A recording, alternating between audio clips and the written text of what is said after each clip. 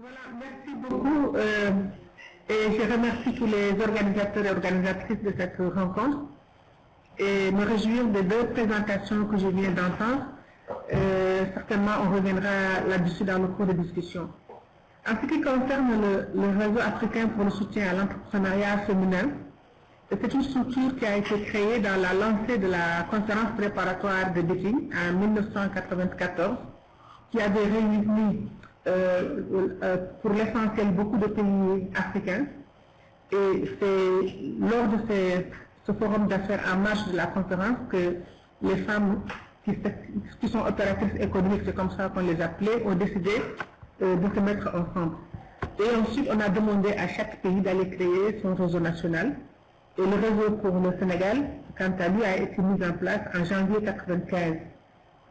Alors, les missions, c'était d'avoir de l'assistance conseil, parce que c'est à partir des échanges que les femmes ont formulé quelles étaient leurs préoccupations. Elles se lançaient toutes dans l'activité économique, parce que les femmes africaines, d'une manière générale, sont toutes des entrepreneurs individuels ou collectifs dans le cadre de mouvements féminins. Donc, elles avaient besoin de formation, d'information, de l'accès au financement, de renforcement de capacités.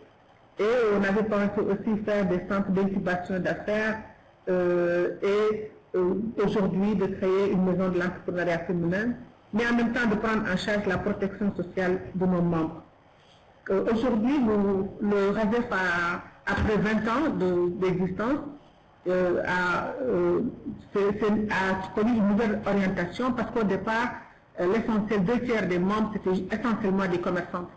Et aujourd'hui, il y a un renouvellement de jeunes générations qui ont un niveau d'éducation beaucoup plus avancé, qui ont le niveau du bac et même plus, mais qui ne trouvent pas forcément du travail et qui se lancent dans des initiatives individuelles pour se prendre en charge. Donc, cette nouvelle orientation a démarré en 2015 et nous avons pensé aussi, avec le contexte nouveau du pays, pour voir comment nous articuler avec les orientations. C'est dans ce sens que nous avons signé un protocole d'accord avec le gouvernement du Sénégal, en présence du Premier ministre, qui se retrouve sur Internet, sur YouTube, pour voir comment saisir les fenêtres d'opportunités qui sont offertes par le plan du Sénégal émergent. Le RASEF a connu beaucoup d'avancées par le passé. Il y avait une mutuelle d'épargne et de crédit parce que c'était le problème d'abord du financement des femmes. Et à l'époque, elle va traduire en euros ou en dollars. On était à 1,80 milliard, un peu plus. On a pu aider 128 micro-entreprises. Nous étions aussi au démarrage de l'arrivée de l'Internet au Sénégal avec le Checkpoint Sénégal, qui nous avait permis d'avoir deux centres de ressources communautaires, à l'intérieur du pays, une à Dakar. Mais c'était pour aider les femmes à avoir ce qu'on dit aujourd'hui sur la toile, la présentation de leurs différents produits, connaître les prix qui sont sur le marché. Nous avons commencé par une étude du profil des femmes entrepreneurs à l'époque, aidée par Enda Thiermont. Et nous avons produit des outils assez intéressants en fonction des problèmes des femmes. D'abord, ce profil des femmes, un guide sous-régional, parce que les femmes étaient très mobiles dans la sous-région pour aller vendre les produits de cueillette, de transformation, mais leurs produits pourrissaient aux frontières parce qu'elles ne connaissaient pas les règles qui régissaient chaque pays pour aller au Mali, pour aller en Guinée, etc. Et on leur avait fait un guide qui leur permettait d'avancer un petit peu. Et en fait, on avait produit aussi un film documentaire qui est parti à Bédié sur ces difficultés du commerce transfrontalier dans notre sous-région. Bon, il y a eu quelques réussites individuelles grâce à ces financements obtenus. Aujourd'hui, nous avons, dans la nouvelle orientation, nous avons fait des acquisitions d'outils de production, parce que je vais revenir là-dessus, nous avons changé d'orientation par rapport au financement. Mais surtout, on a eu à former beaucoup de femmes à l'époque grâce au germe du BIT, ce module de formation. Des femmes sont allées à Turin se faire former, elles partaient dans des foires en Espagne, un peu partout. Et comme on fait partie de la Fédération mondiale des femmes chefs d'entreprise, on a eu à accueillir le conseil d'administration ici à Dakar en 2002. Nous avons reçu beaucoup de visites aussi sur l'international. M. Rocard avec la Fondation Initiative Afrique était venu ici dans nos locaux, Alain Juppé, maire de Paris, était venu ici. Donc nous avions quand même nous étions un peu rejetés.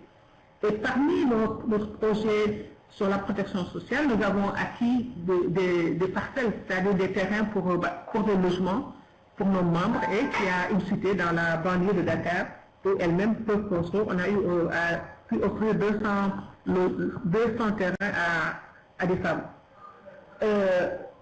Maintenant, aujourd'hui, on est dans une nouvelle orientation avec un contexte qui a totalement changé. Mais c'est toujours intéressant de faire partie de notre réseau parce que le réseau offre de l'information par des rencontres. Mais nous avons un site web aussi qui fonctionne. Elle participe à des formations. Par exemple, actuellement, nous avons un cabinet privé au Sénégalais qui nous offre gratuitement, donc gratuitement nous supportons les coûts, mais nous ne payons pas les experts, qui nous offrent des formations sur les germes, parce que cette formation du BIT qui est validée, etc., ils vont nous offrir une formation pour 10 formateurs parmi nos membres qui pourront continuer et évoluer. Donc c'est aussi participer à des réseaux africains et internationaux. Le réseau a eu à participer à pas mal de rencontres internationales à des fois. La question du financement, elle est là, et l'accès aux outils de production. Maintenant, nous avons dans la nouvelle orientation depuis 2015, au lieu de mettre l'accent sur le crédit, parce que nous avons fait l'évaluation du microfinancement, les femmes n'ont pas tellement évolué, comme vous l'avez dit, j'ai écrit un ouvrage sur l'entrepreneuriat féminin, n'ont pas tellement évolué par rapport à ça. Donc, voilà, donc je dis à partir de 2015, nous avons décidé d'avoir une nouvelle orientation puisque les profils ont beaucoup changé. Il y a eu un rajeunissement des opérateurs, enfin des actrices, parce que des jeunes sont rentrés là-dedans qui ont des niveaux d'éducation plus élevés. Mais en même temps, nous avons tiré des leçons de nos pratiques anciennes. Par exemple, sur la question du financement, on a eu quand même à mobiliser un capital très important financier, mais on a fini par perdre, je l'expliquerai, pour des questions politiques. Parce qu'à partir des années 2000, le gouvernement du Sénégal a décidé, avec 8 milliards de francs CFA offerts par Taïwan, de le distribuer aux femmes en utilisant les mutuelles qui existaient. Et les femmes ont décidé que comme c'était une opération politique, elles ont refusé de payer. Et en même temps, c'est comme ça que beaucoup de mutuelles ont coulé. Alors nous avons décidé de donner la priorité à l'acquisition d'outils de production. Et c'est ainsi que, par exemple, depuis 2015, nous avons pu distribuer 17 unités de transformation pour une valeur de 50 millions de francs CFA. Ça veut dire des unités pour le décortiquage du riz, pour 2 moissonneuses batteuses et 10 presses à huile dans le bassin arachidier. Donc ça permet à des femmes d'avoir un outil de travail, de création de richesses, et nous le pensons avec l'encadrement que nous leur faisons une plus grande pérennité. Nous investissons le marché du numérique en ce moment pour développer des contenus pour permettre aux membres de donner plus de visibilité sur la toile à leurs produits et aussi de saisir les opportunités offertes par le numérique. Par exemple, nous sommes en train de mettre en place une boutique physique des produits de nos membres, celles qui font le riz, celles qui font l'huile, d'autres qui font des produits de transformation, de l'artisanat.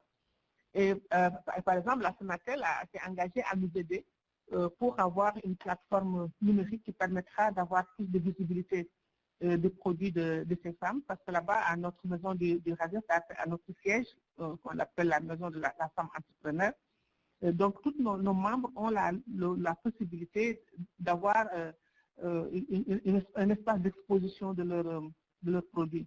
Donc nous faisons de l'accompagnement par des formations et le coaching. Et là, nous avons lancé une bourse de compétences. C'est pourquoi j'étais beaucoup intéressée par l'expérience des femmes de Bretagne sur le bénévolat. Nous avons dit, nous lançons une bourse de compétences et beaucoup de nos membres ont des niveaux qui sont des ingénieurs, qui sont des docteurs, sont venus pour dire qu'elles peuvent apporter leurs compétences dans les types de formation.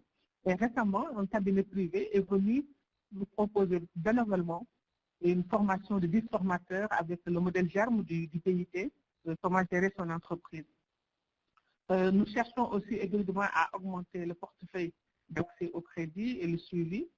Nous visons la création d'une unité semi-industrielle de transformation parce que les presses à huile, nous les avons obtenues avec le PNUD, le Programme des Nations Unies pour le développement. Et l'objectif, c'était d'avoir une masse critique de presse à huile qui permettrait aux femmes productrices d'avoir plus de valeur ajoutée. Parce que quand elles vont vendre le produit du cahier directement et transformé, elles ont un gain. Mais nous savons que cette huile aussi n'est pas très purifiée. L'objectif, c'était d'acquérir une semi-unité de raffinage. Ce sont des usines préfabriquées faites en Inde, qui nous permettraient de ramasser la production de toutes ces femmes à qui nous avons distribué des types d'unités de transformation. Donc voilà un de nos... Malheureusement, la représentante du PNUD est partie. On est en train de négocier avec les nouveaux pour voir si on peut toujours aller vers l'acquisition de cette petite unité de transformation. Nous sommes dans la mise en place d'une centrale d'achat et de vente pour l'écoulement des produits des membres. C'était un vieux projet qui a existé depuis toujours, mais là, avec nos membres qui sont dans les régions, nous avons une région essentiellement avec les migrantes qui sont de retour, qui sont dans la production de deux produits essentiellement, qui sont le bouilli et comment on s'appelle, le bissap, c'est l'oseille de Guinée. Le bouilli, c'est quoi? Le fruit du baobab, voilà. Donc, qui sont dans cette logique, en tout cas avec cette zone de Diourbel, nous regroupons les produits de ces membres pour les vendre à Dakar. Donc, l'action, l'appui conseil que nous essayons de renforcer. Je parlais de la boutique, la reprise des cours d'anglais, parce que par le passé, le British Council nous a offert beaucoup de cours en anglais pour nos membres débutantes, celles qui allaient parce que nous avons beaucoup de femmes sénégalaises qui vont au Nigeria, qui vont en Gambie, donc dans la sous-région, il y a les pays anglophones, Sierra Leone et autres. Et donc, nous envisageons de les reprendre. Maintenant, la création de start-up, nous avons les jeunes membres de l'organisation. Comme je dis, c'est des filles qui sont éduquées, qui ont des niveaux de licence, de master, et qui n'ont pas forcément trouvé de travail, mais qui sont géniales dans leur façon de faire. Elles créent des espaces de marché. Traditionnellement, nous, on les a, les gros commerçants, mais elles décident deux ou trois fois dans l'année de regrouper leurs membres dans toutes leurs formes de création, de production, et ça leur permet de faire des ventes. Voilà. Et maintenant, elles utilisent la maison de la femme entrepreneur pour des transferts de compétences sur des services que beaucoup de jeunes peuvent faire, surtout dans le domaine de l'esthétique, le maquillage, le maquillage, la coiffure, le tatouage. Donc, il y a de petits métiers qui sont en train de naître et qui permettent à des femmes d'avoir ce type de compétences qu'elles peuvent monnayer, qui leur permet d'avoir un petit peu de revenus et de ressources. Alors, pour notre 2018-2019, nous avons regroupé les femmes selon les secteurs d'activité, parce qu'avant, les femmes étaient globalement là, ensemble, parce que femmes, et la principale activité, c'était le crédit. Nous avons réorganisé, et les femmes sont selon les filières et les secteurs d'activité, parce qu'elles n'ont pas les mêmes préoccupations. Les espaces d'affaires à travers des projets durables. Voilà, nous avons un programme d'intégration des filles en déproduction scolaire ou qui sont des petits domestiques, parce qu'il y a de nouveaux services dans lesquels les hommes sont majoritaires, comme le lavage des voitures dans les rues. Donc, nous essayons de mettre des filles là-dedans, parce que notre organisation avait une branche jeune qui, pendant un certain temps, depuis la fin 99-2000, avait formé des filles qui ont fait de l'automobile, qui ont fait de la menuiserie mécanique, etc. Elles venaient au siège le soir pour recevoir des cours en gestion, en comptabilité, et la journée, on les plaçait dans les garages. Et aujourd'hui, il y en a qui sont dans leur propre espace. Les services de restauration avec un système de livraison, parce que de plus en plus, il y a un marché de jeunes ménages qui n'ont pas besoin de faire de la cuisine chez elles. Le ravitaillement des membres, Ah tiens, ça c'est intéressant. La formation de plus bio. Parce qu'il y a un problème aujourd'hui au Sénégal de l'utilisation de tous ces tubes, ces bouillons qui posent des problèmes de santé publique. Et bon, on a dans notre groupe certaines qui sont lancées et qui produisent en ce moment des épices de bio. Donc la formation pour les femmes entrepreneurs en CIC. Là, la Sonatel s'est engagée aussi à nous aider. Parce que beaucoup les femmes sénégalaises utilisent le réseau, le WhatsApp oral. Nous sommes dans un projet de création de Web TV qui nous permettra, tout à l'heure on a parlé de rôle modèle avec les femmes de Bretagne, de rendre visible ce que ces femmes font, en tout cas d'avoir un espace de dialogue et d'exposition. Et donc la Sonatel s'est engagée à être, ils sont venus nous visiter, ils ont regardé nos locaux. Déjà, ils nous prennent en charge un certain nombre de choses. Donc, merci RSE Sonatel. Maintenant, tout ne marche pas comme sur des roulettes. Il y a des problèmes. Et le principal problème des organisations de femmes au Sénégal, c'est la question politique et de la manipulation des organisations de femmes. Dès que vous devenez une organisation massive, le nombre joue contre les femmes, parce que dès que les femmes ont une visibilité, les acteurs politiques viennent.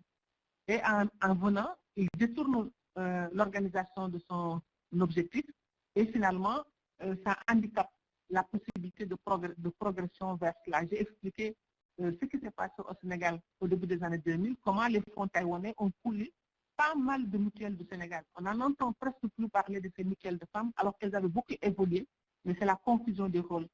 Maintenant, il y a une augmentation du nombre de femmes pauvres qui veulent adhérer au RASEF. Au départ, c'était des femmes qui avaient un certain niveau d'expertise, de compétences, en tout cas de réussite dans le domaine qui était à l'origine de l'organisation. Mais massivement, des femmes qui n'ont pas de moyens sont rentrées. Et en fait, c'est pourquoi on dit soutien. Comme vous avez dit en Bretagne, c'est des femmes qui sont porteurs de projets. La plupart de ces jeunes qui ont des niveaux d'éducation, de très bons niveaux d'éducation, sont porteurs de projets, mais manquent de possibilités d'accompagnement, de soutien, etc. Et c'est sur ça que nous mettons désormais l'accent, avec toutes les difficultés. Bon, maintenant, vous verrez dans le reste toutes les images qui défilent depuis la création en 1995, la création de la mutuelle. Oui, voilà, vous verrez les images, ce qu'on a fait sur l'international et tout cela, et tous les regards et autres qui sont venus nous voir. Maintenant, je dirais juste une chose, en 2012, nous avons lancé le premier concours d'entrepreneuriat numérique à Dakar, mais avec un partenariat avec les femmes chefs d'entreprise de Monaco. C'est elles qui étaient venues en lien avec nous pour dire aussi qu'on a des réseaux. Et vous verrez dans les images aussi toutes ces femmes qu'on a formées à des voitures pour faire de la mécanique automobile, etc., avec la case des jeunes femmes. Et le contrat qu'on a signé, la photo de signature du contrat devant le Premier ministre, là où on a accueilli le Président de la République. Donc, on fait beaucoup de réseautage avec le système en place. Et ensuite, à la fin, vous allez voir les produits, l'huile déjà produite. Écoutez, merci, bravo, Fatou, je crois que c'est hyper inspirant. Donc, c'est passionnant de vous écouter, donc merci beaucoup. Alors, on a plusieurs questions, justement. Je vais remonter un peu. Donc, il y avait une question de Amandine. Alors, par contre, il faut que j'arrive à remonter Il y avait une question de Amandine qui se demandait comment votre réseau fait pour se faire connaître par les femmes qui sont en zone rurale et qui n'ont pas facilement accès à Internet ou à l'électricité. Et moi, je me demandais aussi comment vous connectiez, parce que je crois que le RASEF est dans plusieurs pays, donc comment vous échangez, enfin comment le réseau échangeait entre les différents pays. Donc ça, c'était la première question. Et il y en avait une autre deux autres de Boubacar. Une qui était, Boubacar se demandait combien le RASEF regroupait de femmes, quelles étaient les conditions d'accès, ça c'était Fatou Baro. Et ensuite, comment, enfin bon, je pense que vous l'avez expliqué la dernière question sur comment sont financées les activités génératrices de revenus. Voilà, donc je vous laisse répondre sur comment vous touchez les femmes rurales, comment le réseau communique les membres communiquent entre les différents pays. Et la dernière question est quelles étaient les conditions d'accès et le nombre de femmes membres. Je vous en donne la parole. D'accord, merci. Donc voilà, pour les femmes, comme je vous avais dit au départ, à la conférence de Beijing, tout le monde s'était retrouvé, c'était une conférence nationale où les gens sont venus de partout, des régions du Sénégal. Mais après, nous sommes allés faire une tournée dans toutes les régions. À l'époque, c'était 10 régions, maintenant c'est 14. Nous avons fait une tournée dans toutes les régions pour aller rencontrer ces femmes-là. Et nous avons des représentants dans chaque région. Et l'année passée aussi, nous avons fait une tournée pour aller rencontrer des femmes dans 2 régions. Donc, c'est par des... Et puis, quand on fait l'Assemblée générale, elles viennent à Dakar, c'est-à-dire les représentants des organisations par région viennent à Dakar à chaque fois qu'on a des activités. Et c'est elles donc qui sont répondantes de leurs membres, elles développent les activités à la base et le bureau fait des tournées au niveau national pour aller les rencontrer. Au départ, la première fois, on avait 348 membres, c'est-à-dire individuels et collectifs. Aujourd'hui, on est à 217 individuels et collectifs. Mais les collectifs parfois font qu'on a des nombres de chiffres absolument effarants parce que dans chaque région, les groupements peuvent faire 800 à 1000 membres. Ce qui fait qu'on avait atteint parfois 65 000 membres à un moment donné. Mais les membres cotisants réels, c'est-à-dire le groupement est considéré comme un membre, mais derrière lui, il peut avoir des centaines de femmes, voire des milliers de femmes. Actuellement, nous avons 20 groupements et chacune peut avoir au moins 80 à 100 membres autour d'elle, mais nous considérons les membres autour de 217 personnes.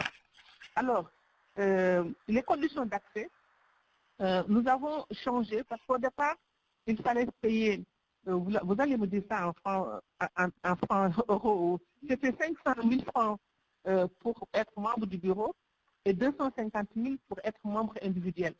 Et ça nous avait permis d'amasser beaucoup d'argent, de plus de 100 millions, 50 000 dollars, on a eu.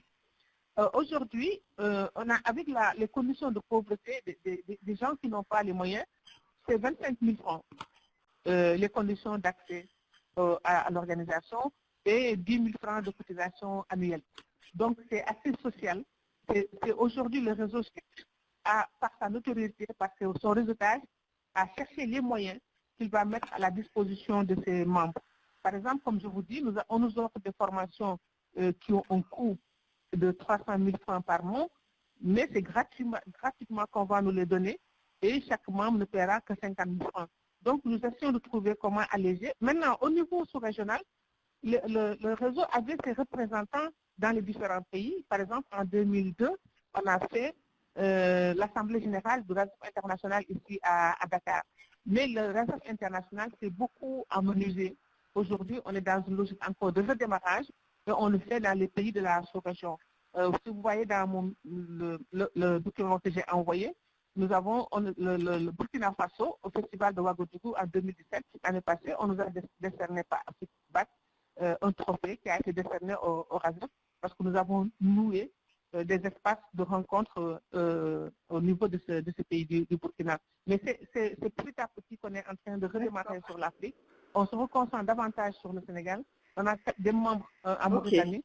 On en a Très bien. Écoutez, merci beaucoup. Alors, je crois que comme on a pris un peu de retard et on s'excuse pour ces problèmes de connexion, on va peut-être conclure là, mais Fatou, merci, un immense merci pour votre présentation, c'est hyper inspirant. Alors j'en profite aussi, donc j'ai remercié donc les participants, les intervenantes. Je remercie aussi donc Sonatel, mais en particulier Taco, donc avec qui on a préparé toute la semaine la connexion internet. Donc même s'il y a toujours des aléas, je pense que Taco a quand même beaucoup contribué au fait qu'on puisse faire parler donc Fatou aujourd'hui et que certaines personnes aussi puissent être accueillies chez Sonatel. Très bien, alors ce que je propose, Fatou, parce que comme on a déjà une bonne vingtaine de minutes de retard, Fatou Barreau, qui demande est-ce qu'il y a un programme spécial destiné aux aspirantes entrepreneurs, des femmes dont l'idée d'entrepreneuriat n'est pas encore précise. Ce que je propose, c'est peut-être qu'on essaye de vous répondre par écrit pour conclure là. Ou est-ce que vous voulez répondre en 2 phrases et puis après on arrêtera la conférence. J'en ai juste une qui n'est pas pour le professeur. Le reste, on pourra les passer en fait. Voilà. La question, c'était comment impliquer les hommes sur les questions de société. Et non seulement un enjeu féminin, puisque la question était pour qui, du coup, pour Christine ou... entraîne un fort manque à gagner pour le PIB d'un pays. Je ne sais pas si Christine ou Virginie veulent répondre. Et puis après, on vous laissera poser les questions entre vous, c'est ça, Taco? Toutes les présentations. Ok, ben merci beaucoup, je crois que c'est parfait. Alors, sur cette question, quel rôle pour les hommes? Moi, je suis tout à fait d'accord que il faut soutenir les femmes parce que toutes, elles font partie de la diversité. Et donc, toute personne faisant partie de la diversité a besoin d'être soutenue par rapport à un groupe dominant, c'est le groupe des hommes, la plupart. Et en fait, je suis tout à fait d'accord qu'on peut pas... C'est bien de soutenir les femmes, elles en ont besoin, et il faut les aider, etc. Mais il ne faut pas abandonner les hommes sur le chemin, parce qu'il faut faire ça en association avec eux, évidemment pas en lutte avec eux. Donc je suis en train de réfléchir à ça aussi au niveau de Vivendi, avec quelques hommes, en disant comment est-ce qu'on peut mieux coopérer entre les hommes et les femmes. Bah, super. Donc c'est tout à fait, c'est très juste. Si vous avez des idées, faudra, on veut bien que vous les partagiez. Alors, et on donne la parole également à Virginie qui souhaitait nous donner sa vision. Virginie, tu peux prendre la parole. Ouais. Oui. Alors, moi, je suis complètement d'accord avec ce que vient de dire Christine. Nous, on est à peu près dans cette réflexion aussi. Il faut savoir que Femmes de Bretagne, les hommes peuvent participer, c'est-à-dire qu'ils peuvent venir animer justement des ateliers. Ils ne seront pas bénéficiaires du réseau en propre, mais on travaille étroitement avec eux, parfois parce qu'on n'a pas le choix non plus. Mais il y a beaucoup de structures avec lesquelles nous sommes partenaires où la sensibilisation se fait au sein même de ces agences ou bien de ces institutions. Donc c'est aussi une réflexion, en tout cas en France, qui est là. On n'y échappe pas et c'est tant mieux. Donc on a cette chance, en tout cas en France, d'avoir ce climat qui est favorable. Donc nous, à travers l'association, c'est ça en fait. On leur permet un espace, j'allais dire, d'animateurs, d'ateliers, et puis le partenariat. Voilà, c'est les deux façons avec lesquelles on travaille avec eux à travers Femmes de Bretagne. Ensuite, il y avait des questions. Donc Marcia me rappelle qu'il y avait une question posée en amont sur la possibilité de mettre en relation au niveau international des réseaux de femmes. Donc je ne sais pas si Christine peut-être peut répondre. Ça, et puis aussi même la volonté, oui c'est ça, toute la volonté d'expansion des réseaux au niveau international. Donc je donne la parole à Christine. Oui, donc dans nos projets en Diamo, moi j'aimerais bien pouvoir connecter les réseaux de femmes qui existent au sein du groupe Vivendi. Donc je sais qu'il y en a un qui a été lancé récemment en Allemagne, chez Universal Music Allemagne. Dans 10 jours, je suis à New York pour aller rencontrer celles qui ont créé le réseau Universal Music aux États-Unis. Je sais aussi que Havas a lancé un programme qui s'appelle Femmes Forward. Donc nous allons voir comment nous connecter, nous mettre en lien et surtout avoir éventuellement des opportunités, soit pour se rencontrer ou que quelques représentants de chacune des réseaux puissent se rencontrer et voir qu'on peut faire ensemble. Voilà, donc ça fait partie des projets 2019. Très bien, donc merci beaucoup. Donc du coup, il y a une remarque d'une de vos collègues, de Mireille Kabamba, qui dit que ce serait intéressant d'avoir un réseau au sein de Vivendi en Afrique. Absolument, je suis tout à fait d'accord. Est-ce que ça vous arrive de venir en France et dans ces cas-là, je vous accueillerai bien volontiers chez nous, voir un petit déjeuner en diamant. On vous accueillerait. Et alors moi, je ne suis pas prévue d'aller voyager en Afrique, mais pourquoi pas. Mais avec plaisir, oui, tout à fait. Alors, très bien. Ah bah voilà, 2 fois par an. Et bien la prochaine fois que vous venez, vous me le dites et nous nous rencontrons. Voilà, avec Clarisse. Oui, eh ben, écoutez, très bien, donc au moins ça sera un résultat concret. Oui. Après, donc, Virginie aussi disait qu'il y avait une question qui était posée préalablement au webinaire sur le fait des femmes migrantes, enfin, qu'est-ce qui était fait pour les femmes migrantes. Donc Virginie nous dit, et on en est ravis, que Femmes de Bretagne donc, accueille avec plaisir des femmes migrantes au sein de l'association, qui se retrouveraient bien sûr dans les valeurs du groupe.